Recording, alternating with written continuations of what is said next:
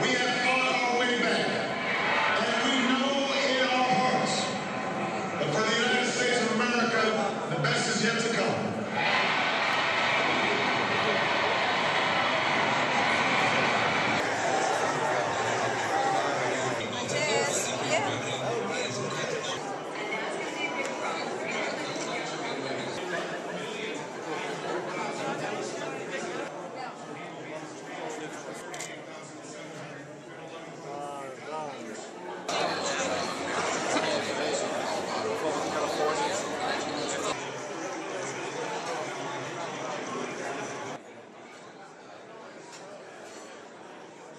I know both candidates and both parties have wanted to maintain our solid relationship with the people of Macedonia and with this region. We have very strong ties, and I firmly believe that Macedonia has no better friend than the United States. We expect that our relationship will continue to grow in the weeks, months, years, and decades ahead.